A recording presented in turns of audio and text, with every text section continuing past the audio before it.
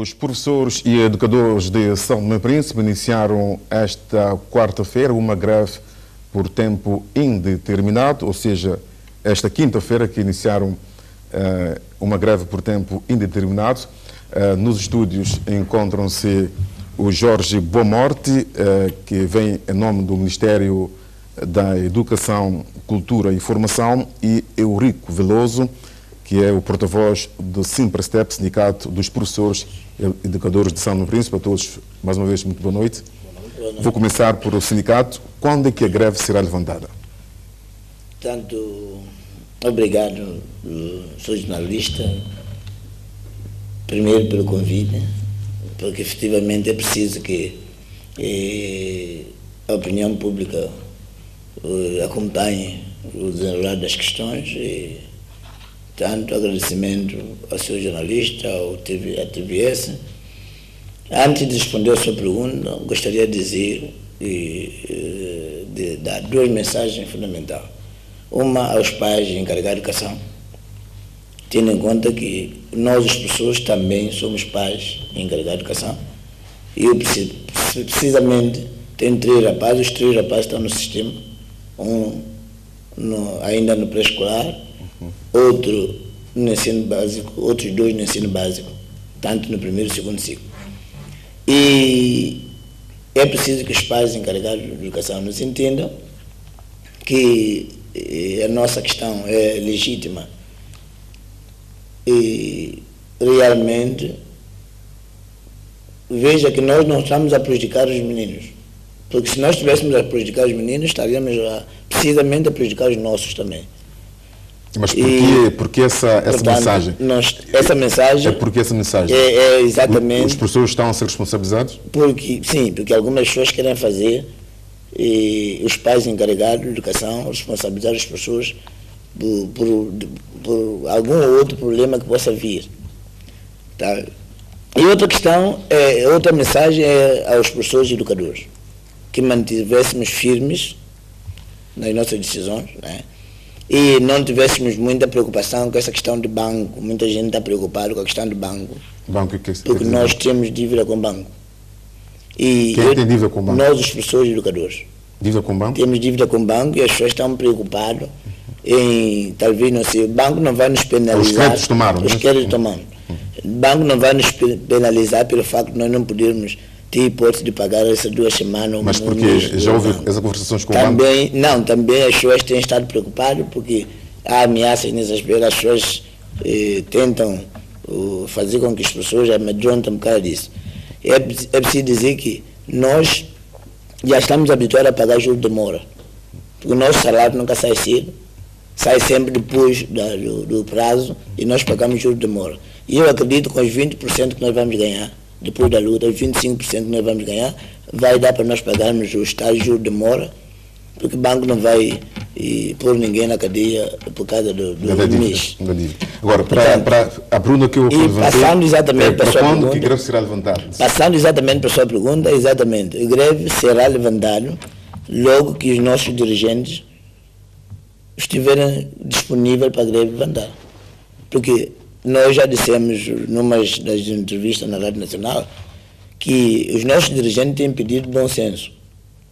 Mas como se diz, é fazer inglês ver. Porque quem tem tido bom senso até agora é o sindicato. E se o Ministério também tiver bom senso, tal e qual como sindicato, nós já chegaríamos ao consenso e talvez nem teríamos entrado em greve. Mas agora, qual é a questão que mais divide a classe dos docentes e o Ministério da Educação? Portanto, a questão fundamental. É fundamental, é tão simples. É que foi-nos dito, desde a primeira hora, que aumentou-se a massa salarial em 7% para resolver a questão de carreira, de educação, saúde, forças militares e paramilitares. Mas foi dito este ano? Sim. Foi dito. Foi este ano não, desde que o governo tomou posse. O atual governo? Desde que fez o orçamento de 2013, o governo assumiu a responsabilidade deixada por o governo anterior e disse publicamente em várias vezes que no orçamento de 2013 teria um aumento de massa salarial de 7%. De 7%, exatamente para resolver a questão da carreira da educação, saúde e militares e paramilitares. E pelo aquilo que nós vimos, as forças militares e militares foram satisfatoriamente resolvidas, porque só a quantidade de promoção que nós ouvimos e vimos na televisão mostra isso. E a saúde, mesma coisa. Depois de ter entrado em greve um dia seguinte foi resolvido de forma bastante satisfatória. E para a educação não se quer resolver de forma satisfatória. Esse é que é o problema. Quer apenas passar as pessoas do quadro geral para o quadro de docência com o atual salário, o que não aconteceu em nenhum dos casos. Mas quando é que se exige em termos... Quer aumento salarial atualmente? Tá, nós dissemos... 35%? Nós inicialmente pedíamos um aumento de 35%. Na base de um trabalho que o próprio governo pediu-nos tempo para realizar. Pedimos tempo, participou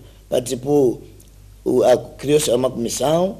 A comissão foi presidida pelo seu diretor de orçamento, o seu doutor Chineiro da Mata, tinha representantes da DAF. Mas pronto, foi 35% que foi inicialmente. E agora, quando é que o sindicato consegue se Foi 35% para o orçamento de 2013. Nós, depois de muitas negociações, de várias reuniões, cedemos em muitas coisas. Dissemos, não é possível ser 2013 todo, então vamos abdicar dos retroativos dos primeiros 7 meses e ficamos com apenas 5 últimos meses, a partir de agosto. Mesmo assim, continuaram a dizer que não era possível, nós ainda baixamos, faseamos, como o próprio Ministério está a dizer, que o estatuto vai ser colocado de forma faseada, então faseamos. Dissemos então, já que não podem dar todos os 35%, dar-nos 25% nestes 5 últimos meses de 2013 e com o compromisso de dar outro 10% em orçamento. No fundo, esta ponta de divergência fundamental. Este é o ponto de divergência. Então vou para o Jorge Bomorte, que é a redação do Ministério da Educação. Isso corresponde à verdade. Boa noite, senhor jornalista. Boa noite aos telespectadores. Gostava também de saudar os professores, as professoras, caros colegas. Dizer que nós também andamos muitíssimo preocupados. Preocupados porque vimos negociando normal com o sindicato. Surpreendentemente, o sindicato decreta greve, apesar de já ter remetido o pré-aviso de greve. Preocupados por quê? Porque nós remetemos ao sindicato uma proposta que falava exatamente, como disse o Sr. Eurico Veloso, da implementação faseada do Estatuto. Não é? Havia N tramitações. Nós, o Governo, reconhece a importância do Estatuto de Cadeia Docente, não é? Vantagens, quer do ponto de vista profissional, quer do ponto de vista monetários ou financeiros. Daí que nós defendemos a implementação. Mas o que se disse daí de primeira hora é que não era possível, em simultâneo, o professor Eurico lembra-se disso, o Governo disse que não era possível, em simultâneo, implementar-se o Estatuto de Cadeia Docente e fazer o tal aumento de 25%. Isto foi muito discutido. Qual é o montante que fala-se de 1 milhão? Nesse momento, como dissemos, o Governo decidiu implementar o Estatuto. Para o ponto de discórdia, que é a atualização do subsídio de docência, o Governo aumentou em 10%. Disse que, tendo em conta de que no quadro da FMI e metas macroeconômicas definidas, não é possível aumentar-se mais. Só pena de chegarmos a uma fase e nem conseguirmos pagar salário.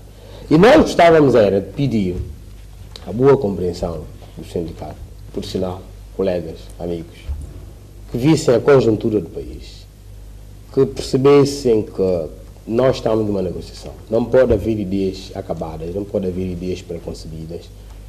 Queremos negociar, estamos abertos para encontrarmos uma saída. É também verdade que nós temos estado, todos os dias somos solicitados por professores, qual é a saída, quem nos paga, tal como solicitam assim a nós também do Ministério. O que nós dizemos é que queremos uma saída para a situação, estamos abertos para que encontremos saída. Mas o governo dá quanto mais o tempo ao sindicato para que a questão possa ser resolvida, tendo em conta que já foram 2 dias de greve? É preciso dizer que nós chegamos ao limite. Quando se fala da saúde de forças militares e paramilitares, não se compara com a educação. Nós temos a nível de pessoal efetivo 1.460 professores. Nem sequer se fala de extraordinários. Sabe que nós temos extraordinários, professores extraordinários, quer diurno, quer noturno. O professor Eurico, todos os elementos sindicatos sabem que a implementação do Estatuto de Cadeira Docente comporta custos elevadíssimos. E o que dissemos é que não é possível, aliás, como se disse, vai se implementar de forma faseada, também não é possível, tendo em conta os parcos de curso, dar 25% conforme pede o Sim, sindicato. também o mensageiro do ministro ontem disse que com esta exigência do sindicato põe em causa o próprio orçamento, tendo em conta que não estava previsto no Orçamento do Estado deste ano. Certo. Eu gostava de dizer que a implementação do Estatuto, conforme prevemos, ronda cerca de 500 mil dólares. Se fosse com retroativo de janeiro, seria 1 milhão de dólares. Um Estado como o nosso, que vive das ajudas, que não produz, que tem dificuldades em pagar salário, talvez não seja possível conseguir aquilo que exatamente o sindicato exige. Nós compreendemos a posição do sindicato, achamos que eles devem fazer o seu papel, mas nós gostaríamos que concordassem connosco, que tivessem uma maior abertura, que relativamente à atualização do subsídio de docência, que fôssemos com 10% e periodicamente fosse aumentando, mas em função da negociação que o sindicato deve ter com a equipa das finanças e o Ministério da Educação. Essa questão de carreira é uma questão que já vinha já há alguns anos, mesmo 2009, 2010. Por que só agora que houve essa questão de sindicato que, de facto, tentou resolver uma questão um pouco mais rápido possível? E aí é que é a questão. O problema é que a questão não começou, o diretor há pouco tempo disse que o sindicato surpreendentemente... Não foi surpreendentemente. A questão, como disse, vem há muito tempo. E só que o governo é que tem estado a complicar a situação. Porque, dando ainda algum exemplo à saúde, o nosso patronato foi inclusive violando a lei da greve. Portanto, quando nós remetemos o pré-aviso de greve, o nosso patrão, que é o Ministério da Educação, Cultura e Formação, ao mesmo tempo que o pré-aviso de greve entrou, criou uma equipe técnica, chamada equipa técnica, a andar de escola em escola, a fazer esclarecimento agora aos professores sobre o benefício do Estatuto. Enquanto, desde 2010, nós temos 2.000 cópias de Estatuto patrocinado por Unicef. O parceiro gastou seu dinheiro e o Ministério guardou, está com ele guardado, nós não sabemos aonde. Se fosse interesse do Ministério para dar aos professores a conhecer do que há de importante no Estatuto, por que não distribuiu esse Estatuto que o Unicef patrocinou? Porque é que só agora, depois nós temos o caderno, temos o pré-aviso de greve, é que o Ministério da Educação cria uma equipa para estar a andar de escolas em escola. O Ministério da Saúde fez isso. Quando o Ministério da Saúde meteu o pré-aviso de greve, o Ministro de Saúde criou uma equipa, andou para os hospitais, para os postos, para o centro, a desmotivar os técnicos de saúde. Não. Mas nosso Ministro da Educação andou a fazer isso. Inclusive, numa das reuniões em que nós estávamos com a presença do Primeiro-Ministro, nós repudiamos isso, mas mesmo assim, no último dia da greve, no último dia do prazo, que terminava o prazo para entrarmos em greve, que era na quarta-feira, quando nós estávamos reunidos com a direção, essa mesma equipe ainda estava em Angular. O Ministério, inclusive, arranjou carros. É só agora que o Ministério conseguiu dinheiro para arranjar carros para ir buscar os professores de Porto Alegre, toda a zona de Cauê, para reunir-se em angulares para mexer com a cabeça das pessoas. Isso não se faz. Em parte nenhuma. Bom, obrigado, senhores jornalistas. Relativamente a isto, eu vou, portanto, responder a duas questões. Nós dizemos que lamentamos exatamente devido à forma em que se decretou a greve. Nós não estamos contra a greve, só que depois do encontro entre o sindicato e o Ministério, o que nos foi dito na altura foi que levariam a proposta às bases. E então o que é que fazem? Decretam primeiramente a greve. Depois levam a base. Depois levam a base. Não, nós lamentamos. Nós lamentamos. Não é isso. Nós lamentamos. Por outro lado, Sr. Eurico. Porque isso quer dizer que o sindicato não esgotou todas as. Exatamente. Porque nós entendemos que a greve é o último recurso.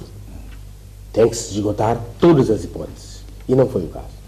Por outro lado, quando diz que o Ministério criou uma equipa, é uma solicitação dos professores. É preciso dizer que nós somos o maior empregador. Cada ano que passa, o Ministério recebe muitos professores que entram. E sempre solicitaram, que não sabem exatamente o que é isso, o estatuto, que se explicasse o estatuto, que se encontrasse um espaço. Foi nessa base. O sindicato entendeu que aquelas pessoas podiam ir lá e influenciar contra o sindicato. Não foi o caso. O sindicato tem muitas informações, tem delegado de todas as escolas, pode solicitar. O que a comissão foi fazer, representada pelo senhor Inspetor-Geral da Educação, foi exatamente explicar o estatuto. E muita gente, apesar do trabalho que o Unicef fez, que nós conhecemos, os professores novos, alguns não conheciam de antemão o estatuto. Não há nada contra isso, contra o sindicato, nós apenas fizemos esse trabalho de informação e esclarecimento. E por outro lado, lamentar também o facto de que no dia da greve houve algumas situações que não eram normais. Quais são essas situações? O professor Eurico pode tentar defender-se, mas há coisas que o professor Eurico não sabe. Okay, por a verdade é que alguns alunos foram violentados, mandaram para casa, correram com alunos ficaram relentos, houve quem fosse parar até a praia. Sabe que na nossa realidade, os pais deixam os alunos de manhã e vão buscar às 12 e pouco. E houve pais que não tiveram informações da greve. Levaram mesmo os alunos. É preciso concordar comigo que houve alguma agressividade. Agora, mas qual vai ser a saída para a questão? Nós estamos aqui para ver qual vai ser... Amanhã a greve vai permanecer amanhã? Vai permanecer. A greve vai permanecer e, inclusive, nós, na última reunião que nós tivemos com as nossas bases, nós já vamos emitir o documento logo de manhã, que nós não vamos arrecadar os pés sobre os nossos 25%. E é preciso dizer que, e lamentavelmente também, eu sou uma pessoa muito frontal e tenho muita amizade com o diretor, não tenho problema. O senhor diretor está agora a faltar com a verdade. E não é a primeira vez que falta com a verdade. Porque ir às bases, nós temos que ir à base. Mas naquela reunião que está a dizer, era no último dia do pré-aviso. Terminava o pré-aviso de greve.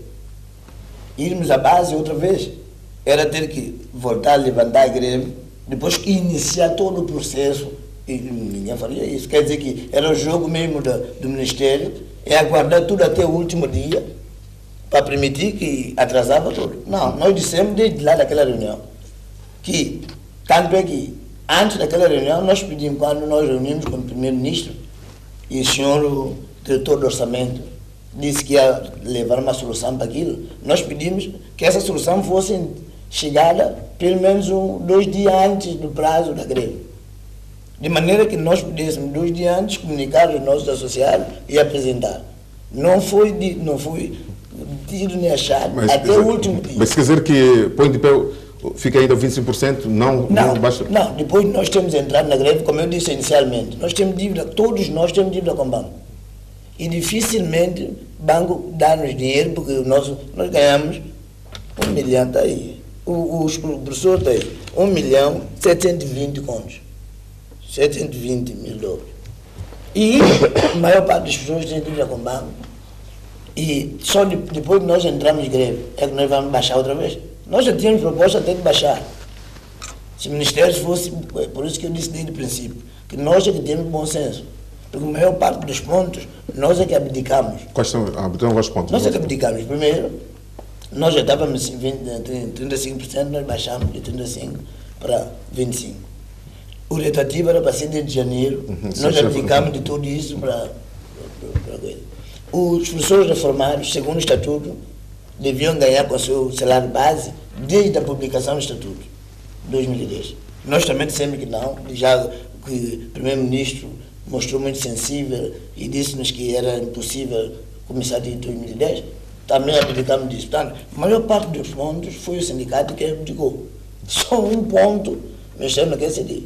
E depois, essa questão que disse também o seu diretor, que para implementar estatutos de fundo de orçamento era preciso de tantos milhões de dólares. Não, nós temos um trabalho, está aqui, se quiser amanhã posso deixar aqui uma cópia, que é um trabalho feito por uma comissão criada pelo Ministério da Educação, chefiada por seu diretor do orçamento, que diz de cara que implementando o estatuto só sem aumento qualitativo desde janeiro, nós precisávamos do valor.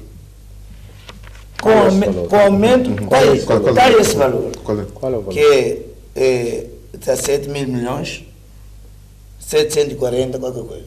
Que eles, segundo dizem, que os 7% já tem 10 milhões, precisavam de buscar esses 7 mil milhões, quase 8 mil milhões. Mas o mesmo trabalho diz que com aumento de 25%, por isso que nós ficamos aqui em 25%, mas abdicando do retativo de janeiro, a partir de agosto, nós precisaremos de menos. Precisaremos de 17, mas já não é 17 mil milhões, 700 e tal, mas 17 mil milhões, 252. E o problema está cá. O problema está no orçamento de 2014. E nós dissemos várias vezes, se, e o Primeiro-Ministro também nos disse isso, que é uma situação que ele encontrou e que não é fácil ele acabar com ele de repente. Que é essa questão de, enquanto outros ganham 1.700.000, outros ganham 70 milhões, 80 milhões, 600 milhões, não sei quanto. E ele não pode acabar com isso de repente. Mas se ele toma essa decisão, dá nos nossos 25% para esses 5 meses que faltam do ano, ele tem tempo de, até 2014, preparar o outro orçamento e cumprindo exatamente isto. Fazendo com que quem foi para casa, a pessoa que deu esse luxo de ir para casa de reforma com mais de 50 milhões e vir para a televisão dizer isto. Sim. Não, mas estamos no outro. Portanto, há pessoas que nem sequer iam para trabalho e ganhavam 11 milhões. Tudo isso é de domínio público. Agora, deixaram de ir para trabalho, mas ganhavam 11 milhões. Mas a questão é a seguinte, as pessoas ganham 1.700.000. mas estamos aqui para ver a questão à saída. Portanto, no caso do... isso é má fé. Qual é a posição do Ministério? Tendo em conta que os professores, o sindicato diz que não vai abdicar de 25%. Mas o Ministério diz que apenas consegue 10% de conta. Antes mesmo de responder a essa questão, eu reponho o que disse e não concordo que o professor Eurico diga que eu falei com a verdade. Falei com elementos palpáveis. Por um lado. Por outro lado, dizer que nós temos nesse momento 40 mil alunos a nível do básico, 16 mil a nível do secundário. São aproximadamente 60 mil alunos. Por isso, além de se ver o valor, e como disse muito bem a pai, temos que encontrar meio termo, professor Eurico. Temos que encontrar meio termo. Não há negociação em que não se chega a acordo. Por isso é que nós apelamos o vosso bom senso, pedimos a vossa compreensão, mas é também verdade que as exigências que são feitas hoje, se fossem feitas há 2 anos atrás, da mesma forma que hoje é feito, proporcionalmente íamos conseguir chegar a 25%. Deve concordar comigo. Esse é um dos aspectos. O outro É que ultimamente vimos uma peça em que depois de você unir as bases, uma senhora dizia que os tais 10% nem chega a 500 contos. A senhora esqueceu-se. Que são 10% sobre 35, dá 45%. Se a senhora ganha 1.620, como o senhor disse, é mais 45%. E então, mas por que a senhora vai mentir para as pessoas? Dependendo das categorias. Olha, depende. Eu tenho aqui as contas. Eu tenho aqui as contas. Nós fizemos. Mas pronto, deixa o representante. Eu tenho aqui. Não pode, o senhor não pode se esquecer que depende da categoria de cada pessoa. Sim. E ela em momento nenhum não se referiu a isso. Eu tenho. Só disse os 500 contos, todo mundo que ouviu. Ela ganha 500 contos por acaso. Não, está aqui, a pessoa em causa ganha 500 contos. Se quiser, eu tenho as contas. Eu posso não, mas dizer, a pessoa de acordo com as categorias. Sim, mas ouve aí. A pessoa em causa ganha 500 contos, não é o caso. Não, mas eu posso dizer. Por outro lado, sim. Sim, mas deixa eu concluir. Por outro lado, dizer que o sindicato acusa o Ministério de falta de morosidade, de celeridade. É preciso dizer que o Ministério não tem legitimidade para decidir sobre matérias ligadas a dinheiro. Pode ser que o facto das vezes as coisas não serem céleres é porque o senhor sabe que elas têm que seguir outras tramitações. Deve estar de acordo comigo. Agora, qual é a nossa posição conforme me pergunta? Acho que continuamos abertos. Pedimos o bom senso, como sempre pedimos. O professor Eurico há pouco dizia, ao iniciar a sua comunicação, de que pede bom senso, mas não há bom senso. Sempre prevaleceu o bom senso. O senhor conhece de antemão as pessoas que estão no Ministério, muitas delas foram seus colegas, dão-se bem consigo. Todo o elemento do sindicato conhece as pessoas que aqui estão no Ministério. Acho que pode haver, de facto, abertura para se ultrapassar. Então, quer dizer que amanhã haverá uma ronda de negociação amanhã? Eu creio que sim. Creio que... Não sei se o sindicato já terá comunicado ao Ministério. Mas a verdade é que nós remetemos uma proposta, não é? Está à espera essa proposta já está... Estamos à espera que haja reação. Já foi analisada, já foi possivelmente enviada. Se não for enviada, talvez logo às 7 da manhã. Mas o que é que diz proposta? Que está de acordo com a proposta? De acordo? Não, é por isso que eu estava a dizer, tem aqui as contas. O diretor estava a dizer, posso dizer, mas já rapidamente. Então é uma questão que vai ser resolvida nas negociações, tendo em conta que não tem mais tempo para...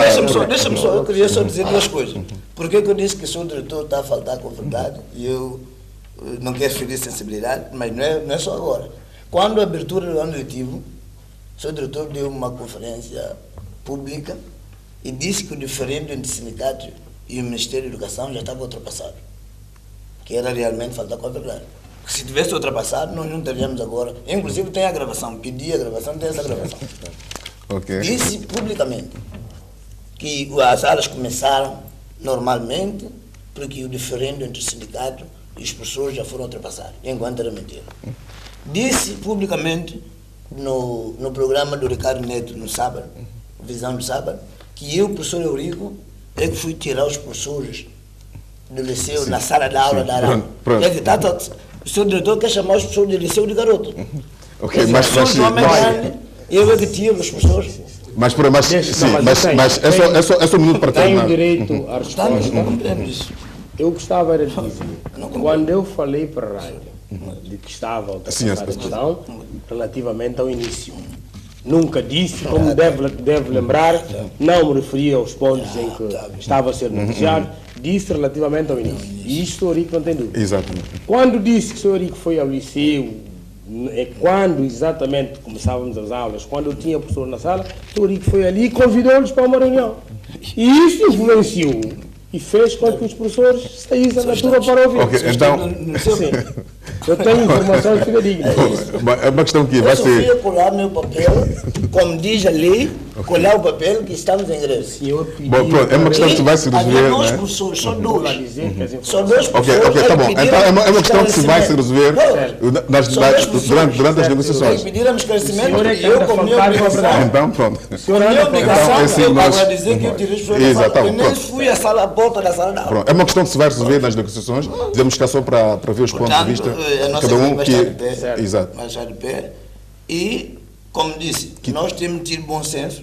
Tanto é que muitas vezes o governo chama-nos de manhã para tarde. E nós estamos lá, logo pronto. Okay. Quer dizer que nós estamos disponíveis para negociar. Portanto, okay. Então, muito obrigado, Jorge Boamorte, representante do Ministério da Educação, e Eurico Veloso, Sindicato dos Professores de Educação São Obrigado nós. Arranca amanhã no país o ciclo de conferências sobre o papel dos advogados na defesa dos direitos, liberdades e garantias dos cidadãos. Organizado pela Ordem dos Advogados, as conferências serão proferidas pelo bastonário da Ordem dos Advogados de Portugal, António Marinho Pinto. O papel dos advogados na defesa de direitos, liberdades e garantia dos cidadãos. A relação constituinte-advogado é o tema da palestra que será proferida pelo bastonário da Ordem dos Advogados de Portugal, António Marinho Pinto, no âmbito da sua visita ao país. O bastonário da Ordem dos Advogados de Portugal aceitou o convite da bastonária da Ordem dos Advogados de São Tomé e Príncipe no sentido de visitar o país. Nós temos relação de cooperação com Portugal também nestes domínios e o que se pretende, e todo saber é pouco, toda a formação é pouca, e aproveitar a experiência que ele nos possa, aproveitar a experiência que ele tem nesta matéria e partilhar connosco algumas ideias, algumas informações. Com esta conferência nós pretendemos que se analise, efetivamente, que se discuta aspectos importantes da relação constituinte-advogado e colocar a tônica no papel do advogado na defesa dos direitos, liberdades e garantias dos cidadãos.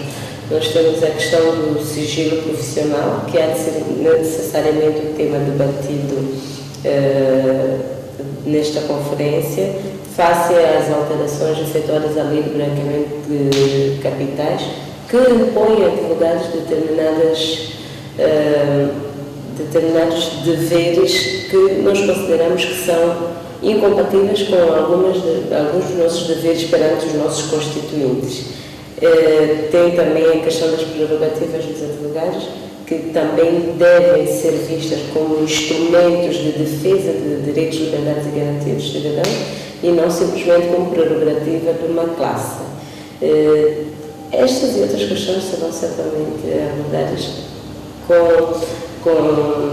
por uma pessoa que tem bastante conhecimento na matéria e que tem uma forma de se expressar única. Também está agendada uma conversa aberta com os estudantes de Direito do Instituto Superior Politécnico e da Universidade Lusíada, onde estes estudantes terão a oportunidade de esclarecer algumas dúvidas e partilhar experiência com o bastonário da Ordem dos Advogados de Portugal. É sempre uma oportunidade para os alunos de Direito, e não só, mas essencialmente os alunos de Direito da Universidade de Lusíada e do ISP, poderem conversar com alguém, e não é a primeira vez que fazemos atividade do género.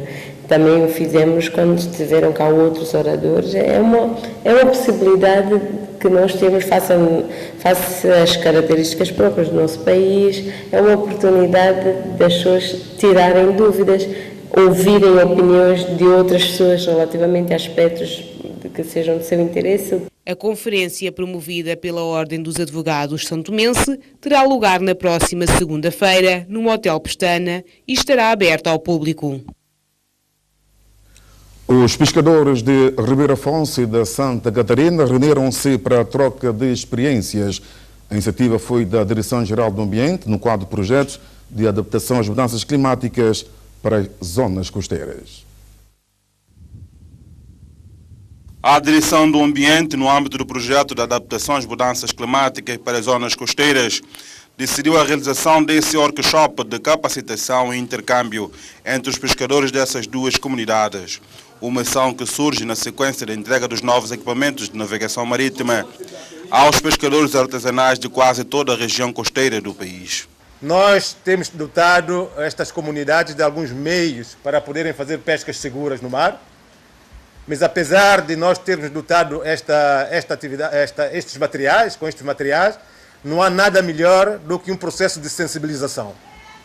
E também não há melhor sensibilização do que quando uma comunidade que conhece melhor todas as dificuldades que têm passado no alto mar, no processo de pesca, poder sensibilizar a outra com experiências também, com experiência tradicional de como é que tem enfrentado essas dificuldades e como é que tem podido ultrapassar estas dificuldades. Por isso mesmo, este encontro é de extrema importância, porque a comunidade de Santa Catarina vai hoje poder explicar um pouco à comunidade de Ribeiro Afonso como é que tem passado no alto mar, como é que tem utilizado os seus materiais, as dificuldades que tem encontrado, várias calemas que tem encontrado no alto mar e como é que tem podido ultrapassar esta situação.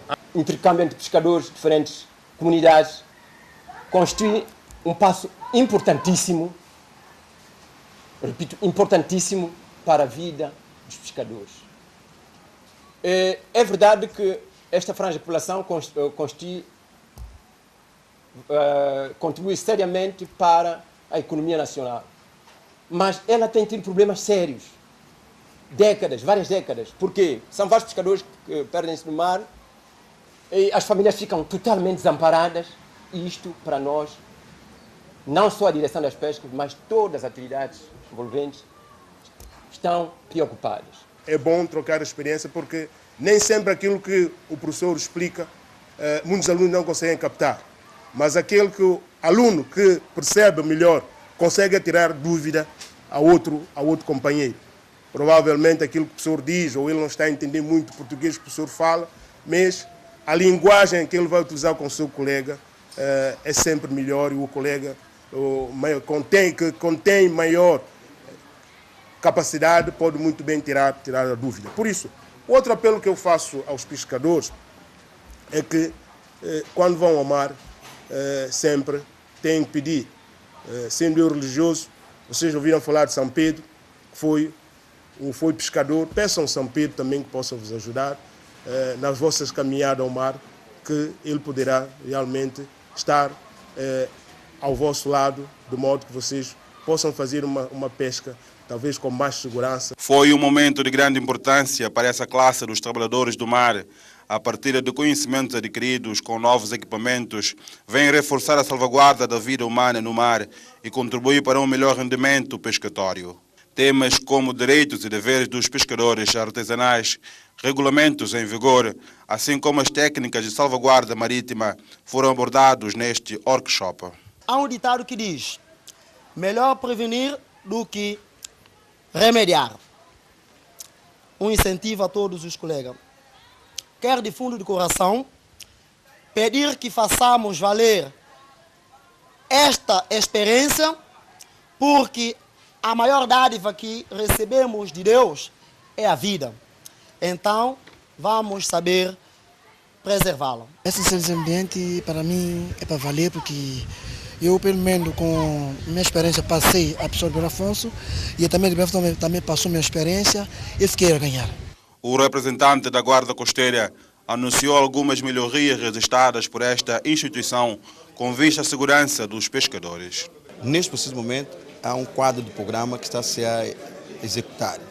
Primeiro, falei aqui dos assinalamentos marítimos, que é os faróis, que melhoramos completamente. Todos os faróis estão reabilitados, melhorados, com uma capacidade de flash para auxiliar os pescadores na navegação.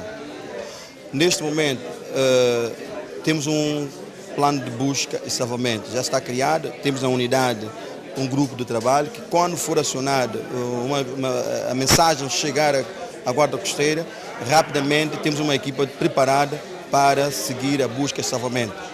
O que eu alertei aqui é a informação a tempo. O que falta-nos é, por vezes, a Guarda Costeira não consegue dar atenção ou a questão de busca, é devido à informação chega muito tardia.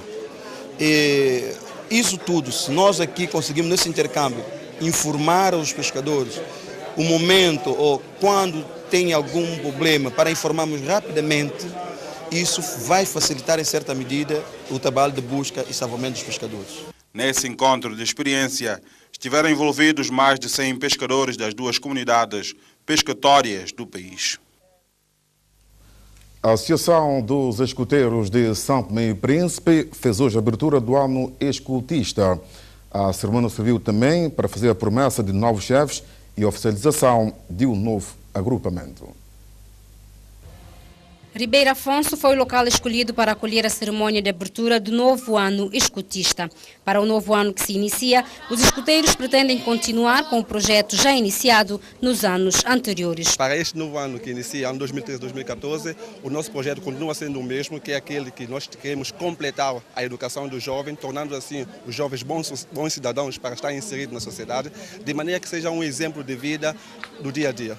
A cerimônia, que decorreu simultaneamente com a missa da paróquia de Ribeira Afonso, serviu também para fazer a investidura de 23 novos chefes e para a oficialização de um novo agrupamento.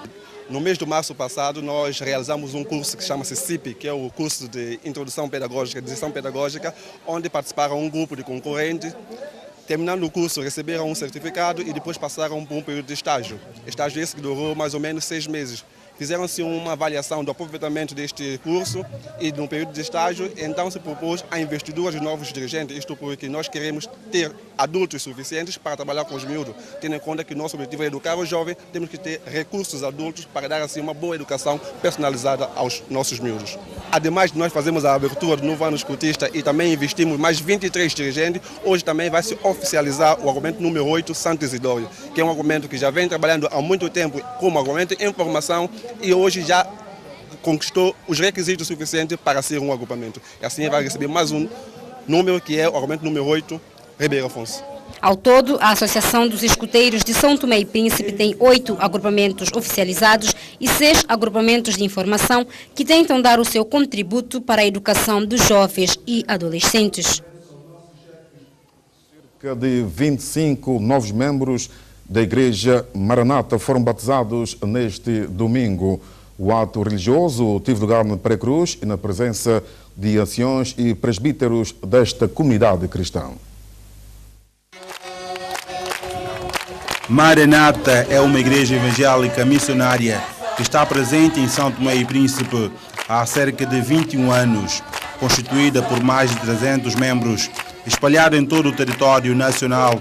Os anciões e presbíteros desta congregação religiosa batizaram hoje mais de 25 novos fiéis que darão corpo a esta família espiritual. O ato do batismo, o seu símbolo é o tornar o membro do corpo de Cristo e o membro da igreja, que é a primeira parte, e a segunda parte, a pessoa tem privilégio de tomar a Santa Ceia, quer dizer, participar categoricamente na ceia da igreja como membro.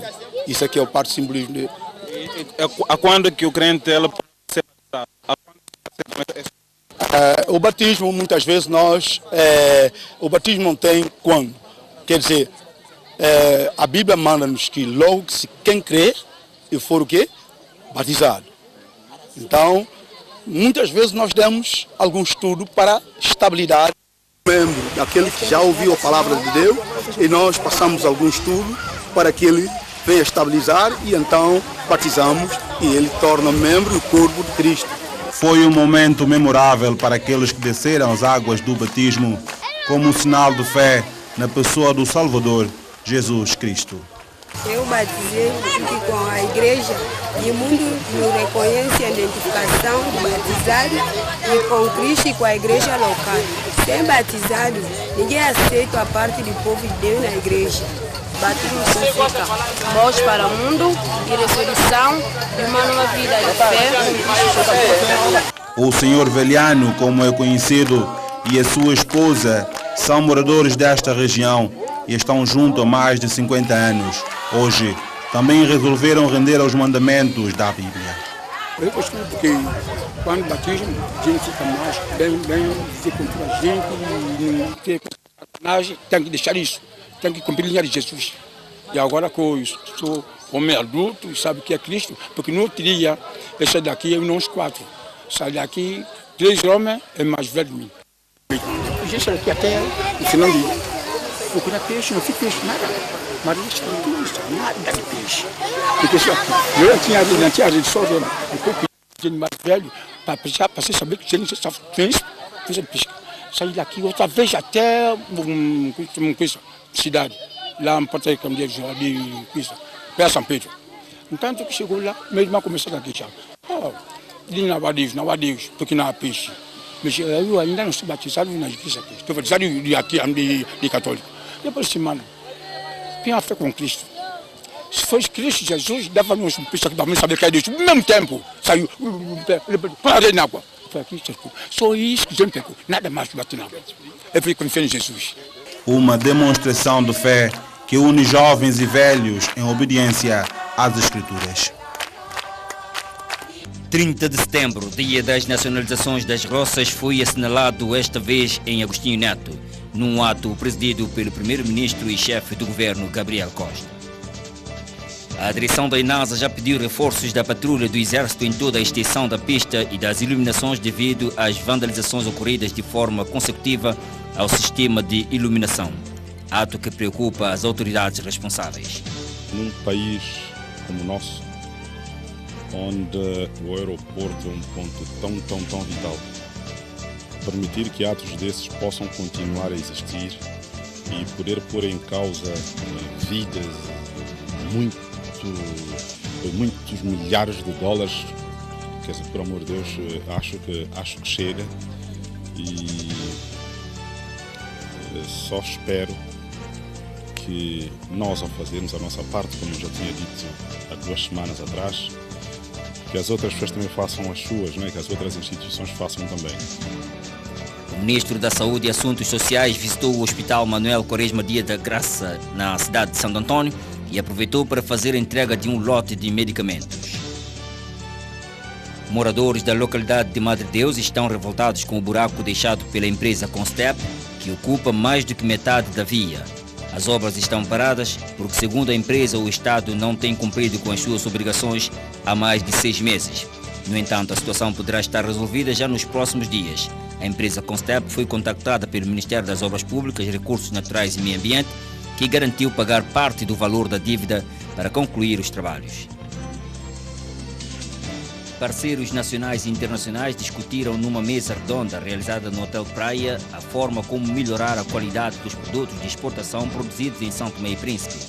O evento, que se realizou sob o tema Aumentar o potencial do mercado dos produtos agrícolas originários de São Tomé e Príncipe, destinou-se a colher subsídios com vista a elaborar uma legislação sobre indicações geográficas de produtos agrícolas que são fundamentais para a economia local. O Sindicato dos Professores e Educadores de São Tomé e Príncipe anunciou esta quarta-feira o início de uma greve por tempo indeterminado. O Simprestep não chegou ao acordo no primeiro encontro com o Ministério da Educação, Cultura e Formação e decidiu partir para a paralisação. Jorge Bom Jesus apresentou no dia seguinte uma proposta ao Sindicato dos Professores que, entre outras medidas, previa a implementação do Estatuto da Carreira Docente, aprovado desde 2009. Mas o Sindicato dos Professores e Educadores de São Tomé e Príncipe, Simprestep, decidiu manter a greve que iniciou quarta-feira e manter de pé a proposta inicial apresentada ao Governo. Uma decisão saída da reunião entre essa organização sindical e o núcleo sindical da classe docente. Até o momento, a situação ainda não está resolvida. Não achamos de bom tom implementar um Estatuto de Carreira Docente sem que esse mesmo Estatuto faça referência a uma melhoria. Essa melhoria que nós achamos de extrema importância para nós, como forma de incentivar, motivar e levar os professores a prestar com dedicação e zelo o seu trabalho. O Dia Internacional dos Professores, assinalado ontem, ficou marcado com um almoço de confraternização no Liceu Nacional, apesar da assombrada greve da classe. Em mensagem por ocasião a 5 de outubro, o Sindicato dos Professores e Educadores de São Tomé e Príncipe acusa o governo de negar resolver os problemas da classe docente. O governo reconhece a justiça da reivindicação, mas diz que não tem condições de dar o que o sindicato exige. Não tendo o desejável para dar-vos, estamos a propor o que é possível e contamos com a generosidade da vossa compreensão. A Escola Secundária Maria Manuela Margarido, em Piedade, já tem uma sala de informática. Apresentada com 20 computadores e uma impressora multifunções, os equipamentos foram entregues pelo padrinho da escola, a Embaixada da República da China Taiwan, que garantiu apoiar os alunos no acesso à TIC. Momento que o diretor aproveitou para anunciar a abertura dos cursos profissionais noturnos nas áreas do Direito e Contabilidade Informatizada. Tribunal de Primeira Instância libertou quarta-feira os comandantes dos petroleiros Marida Melissa e Dugit Integrity, que em 26 de junho foram conduzidos à cadeia para cumprir uma pena de 3 anos de prisão efetiva por contrabando nas águas territoriais santomenses. Soube a TVS através de uma fonte do tribunal. Os 2 comandantes, cujos navios pertenciam respectivamente a Malta e às Ilhas Marshall, foram libertados no âmbito de um indulto do Presidente da República datado de 26 de setembro último. O Arquivo Histórico de São Tomé e Príncipe já tem condições para digitalizar os acervos históricos do país. O Fundo das Nações Unidas para a Educação, Ciência e Cultura, UNESCO, financiou a compra de alguns equipamentos que foram entregues esta semana numa cerimônia simbólica que contou com a presença do Ministro da Educação, Cultura e Formação, Jorge Bom Jesus. O Comitê Tripartido entregou ao Governo o Plano Nacional de Ação contra o Trabalho Infantil, bem como a lista das piores formas de trabalho infantil em São Tomé e Príncipe. O documento foi entregue para adoção e apreciação no Conselho de Ministros. Um protocolo de cooperação foi assinado entre o Ministério da Educação e a Universidade de Évora, visando trazer para o país um grupo de professores e investigadores para ministrar cursos de pós-graduação a partir do próximo ano, altura em que poderá ser criada a Universidade Pública. Foi devolvido ao Ministério Público o processo de injúria e difamação que opõe um grupo de trabalhadores da TVS e ao antigo diretor Oscar Medeiros. A juíza Cota de Menezes decidiu que os queixosos e a sua assistência são ilegítimos e aplicou uma multa de 500 mil dobras ao réu, que, mais uma vez, não compareceu ao julgamento. Mas a assistência no auto já garantiu que vai recorrer. No supermercado Quidô, na capital santomense, arrancou uma campanha de angariação de donativos alimentares para ajudar os mais necessitados. A iniciativa é da Associação Ajudar Sem Abrigo, que já acumulou várias quantidades de ajudas em alimentos. E antes de nós terminarmos o telejornal, vamos passar a citar os números extraídos do concurso número 40 do Tutoloto Nacional. Os números extraídos foram 5, 14, 15, 34, 38 e 44. É assim que nós concluímos este espaço informativo. Em nome de toda a equipa, boa noite.